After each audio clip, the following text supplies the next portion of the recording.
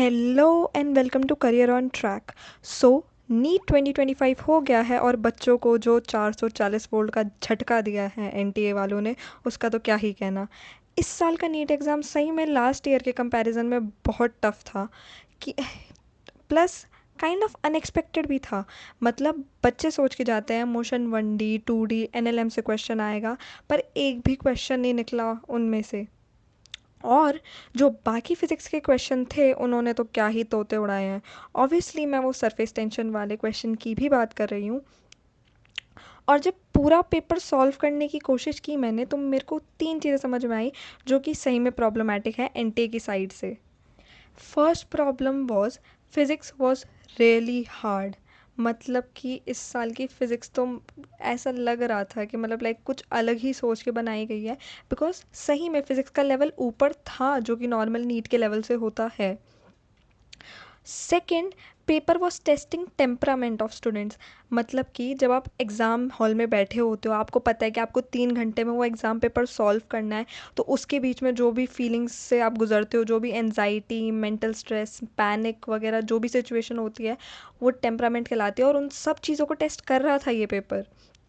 क्योंकि मान लो अगर किसी बच्चे को एक साथ 10 क्वेश्चन ऐसे आ गए जो कि उससे सॉल्व नहीं हो पा रहे, तो भाई कॉन्फिडेंस तो वहीं पे गिर जाता है। और तीसरी चीज़ जो थी उस एग्ज़ाम में वो ये थी कि ये एग्ज़ाम बहुत टाइम कंज्यूमिंग था, बहुत लेंदी था। मतलब कि बायो में जो स्टेटमेंट वाले क्वेश्चन थे अच्छे थे और प्लस एनसीईआरटी से ही बेस्ड थे, बट भाई इतने ज़्यादा लेंदी, उनको पढ़ के समझ के प्रोसेस करने में, आंसर निकालने में टाइम लग रहा था। तो एक एक क्वेश्चन में चार चार पाँच पाँच स्टेटमेंट पढ़ना, फिर उसमें से भी ऑप्शन एलिमिनेशन करना कि कौन सी सही है कौन सी नहीं, में ऑब्वियसली टाइम लगना था। सो पेपर सही में बहुत टाइम कंज्यूमिंग था। ऊपर से अगर किसी कोई बच्चा ऑलरेडी स्ट्रेस या एंजाइटी की सिचुएशन में है और उस पेपर देख के उसका और भी ज़्यादा मतलब लाइक पैनिक लेवल थोड़ा इंक्रीज़ हो गया है, फिर ऊपर से ये पेपर का लेंदी हो जाना, ये सब चीज़ें ऑब्वियसली कॉन्फिडेंस गिराएंगी और पेपर में तुम्हारी परफॉर्मेंस अफेक्ट होएगी ही। तो इसलिए अगर कोई बच्चा है जिसने पूरी तरह खुद को ही ब्लेम करे जा रहा है कि फेलियर के लिए, तुम मेरी बात सुनो और समझो that you need to look at the bigger picture. अगर तुमने सही में शिद्दत से प्रिपरेशन की थी एंड फिर भी मार्क्स नहीं आ पा रहे, तो समझो कि हाँ, हो सकता है कमी रही होगी तुम्हारी प्रिपरेशन में, बट पूरी तरह तो तुम्हारी गलती भी नहीं है। ओके, एंड प्रॉब्लम तो बता दी, बट सॉल्यूशन नहीं ढूंढो तो कुछ फ़ायदा नहीं है प्रॉब्लम ढूंढने का। इसलिए थोड़े बहुत सॉल्यूशन भी सुन लो। फर्स्ट सॉल्यूशन, फिज़िक्स वाली प्रॉब्लम तो देखो एक गुड मेंटोर या फिर गुड टीचर की वजह से ही सॉल्व होती है। आपको कोई ऐसा टीचर ढूंढना है जो कि अब आपको इन डेप्थ क्या कहते हैं, इन डेप्थ सिलेबस करवाए, इन डेप्थ आपका कॉन्सेप्ट क्लियर करे और क्वेश्चन प्रैक्टिस भी करवाए। मेरी सजेशन तो यही होगी, एलन का चैनल देख लो या फिर फिज़िक्स वाला का चैनल देख लो, या फिर नीट प्रेप के जो क्वेश्चंस हैं और उनकी टेस्ट सीरीज़ है वो कर कहते हैं, वो लगा लो। और देखो बहुत सारे एस्पिरेंट्स होते हैं जो कि एलन का पेपर तो देते ही देते हैं, एलन का मॉक तो देते ही देते हैं। So my suggestion would be कि वो भी लेने की कोशिश करना। मेरे नंबर ऑफ़ सब्सक्राइबर्स देख लो या फिर व्यूज़ देख लो मेरे चैनल पे, तो तुम्हें देख के ही समझ में आ जाएगा कि ये वीडियो स्पॉन्सर्ड बिल्कुल भी नहीं है। मैं जो बोल रही हूँ स्टूडेंट के लिए बोल रही हूँ, एंड मैं भी एक टाइम पे एस्पिरेंट रह चुकी हूँ, इसलिए कह रही हूँ कि हाँ, नीट प्रेप के जो टेस्ट हैं और एलन के टेस्ट हैं वो एक्चुअली में अच्छे होते हैं। फिज़िक्स वाला के टीचर्स बहुत अच्छे होते हैं, लेट मी से, थ्योरी वहाँ पे अच्छी पढ़ाई जाती है। अब सेकंड बात आ जाती है तो जो बाकी दो प्रॉब्लम्स थी कि एग्ज़ाम के टाइम पे टेम्परामेंट को कैसे संभालें और अगर एग्ज़ाम लेंदी हो तो कैसे सॉल्व करें। इन दोनों प्रॉब्लम्स का एक ही सॉल्यूशन है, give more and more mock test. क्योंकि ये दोनों प्रॉब्लम ऐसी है कि आपकी परफॉर्मेंस पे डिपेंड कर रही हैं। आपको खुद को ट्रेन करना पड़ेगा, आपको खुद को संभालना पड़ेगा, ठीक है। अगर आपने पूरी साल मॉक टेस्ट नहीं लगाया पर आपने प्रिपरेशन, किसी भी कोचिंग में चले गए आप और आपको अच्छे टीचर्स भी मिल गए, तो आपने अच्छे से थ्योरी पढ़ी, अच्छे से नॉलेज गेन करी, सब कुछ आपके दिमाग में तो बैठ जाएगा। बट जिस दिन एग्ज़ाम का पेपर होगा ना, एग्ज़ाम का दिन होगा, उस दिन 3 घंटे में वो आउटपुट नहीं निकल पाएगा जो आप निकालना चाहोगे। अगर आपने मॉक टेस्ट नहीं दिए तो मॉक टेस्ट बहुत ज़्यादा इंपॉर्टेंट होते हैं, क्योंकि वो कहीं ना कहीं आपको ट्रेन कर रहे हैं, आपके दिमाग को, कि खुद के दिमाग को उस माहौल में रहने के लिए ढालो।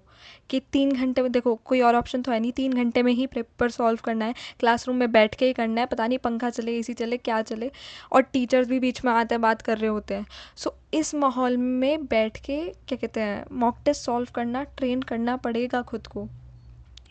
Okay, so give more and more mock test के स्कोर से शुरू, बहुत मतलब लाइक बहुत सी स्टोरीज तो मैंने भी सुनी है कि लोग बताते हैं कि मॉक टेस्ट देना चालू किया, as a dropper mock test देना चालू किया, वही पुराने साल के स्कोर आ रहे थे, वही कॉन्फिडेंस लेवल डाउन था, सब कुछ चीज़ें डाउन थी। बट द थिंग इज़, गलतियों पे फोकस करके गलतियों से सीखना है, उनको लेके हताश नहीं हो जाना, बैठ नहीं जाना कि अरे नहीं यार नहीं हो रहा, वही सेम चीज़ें हो रही है, नहीं, उनसे सीखना है। You have to sometimes retrace your steps, और वहाँ पे जाके देखना है कि तुमसे कहाँ क्या गलती हो रही है, ठीक है। और एक अच्छा गुड मेंटोर ही हेल्प करता है इस चीज़ में। सो डू एंश्योर कि तुम्हारे अच्छे टीचर्स हो, ठीक है। देखो, बच्चे कोचिंग जब ज्वाइन करते हैं ना, तो वो क्या गलती कर लेते हैं, वो मीठी बोली में फंस जाते हैं। समटाइम्स क्या कहते हैं, जो कंसल्टेंट्स होते हैं या फिर टीचर्स होते हैं, they know how to sweet talk, but a person who can sweet talk doesn't mean he is also good at his job. If a teacher is really nice, उनका बिहेवियर बहुत अच्छा लग रहा है आपको, वर्सेस क्या वो अपनी जॉब में जो उन्हें आउटपुट देना चाहिए, जो बच्चों को जैसे पढ़ाना चाहिए, वो पढ़ा पा रहे हैं कि नहीं पढ़ा पा रहे। सो इस वाले फैक्टर को ज़रूर ध्यान देना।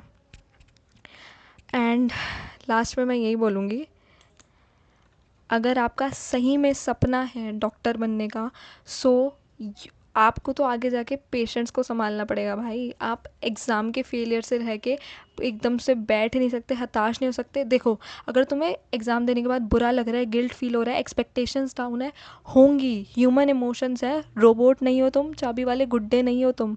If you are feeling sad, then admit it, ठीक है। बट उस सैडनेस से कहीं ना कहीं ध्यान हटा के जो चीज़ एक्चुअली में इम्पॉर्टेंट है उस पर फोकस करने की कोशिश करो। वो नहीं होता, एक सेइंग है, चिंता चिता समान है। अगर आप 1-2 दिन चिंता कर रहे हो, आप पास्ट की चीज़ों को याद कर रहे हो, आप दुख मना रहे हो, मैं ये नहीं कह रही वो चीज़ें गलत है, you are human, you are feeling emotions, इसमें कुछ गलती नहीं है। बट प्रैक्टिकल साइड से बोले तो आपने 1 दिन 2 दिन पुरानी ही चीज़ें याद करने में वेस्ट कर दिया। अगर यही टाइम आप अगर पढ़ने में लगा देते, कुछ और चीज़ करने में लगा देते जिससे आप थोड़े प्रोडक्टिव हो जाते, तो आपकी खुद की कितनी हेल्प होती।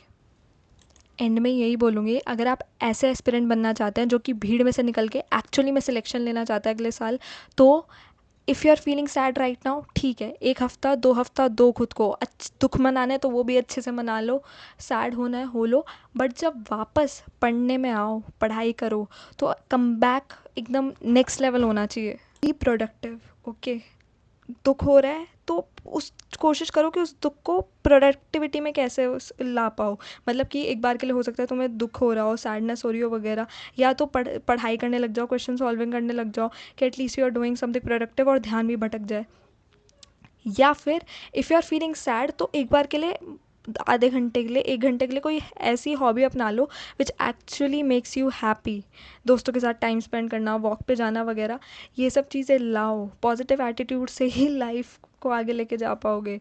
वरना तुम, coming from someone who is also been an aspirant, मुझे पता है, अगर तुम दुखी रहोगे तो फिर कहीं ना कहीं चाहो या ना चाहो बट सुसाइडल थाट्स आने को होते हैं।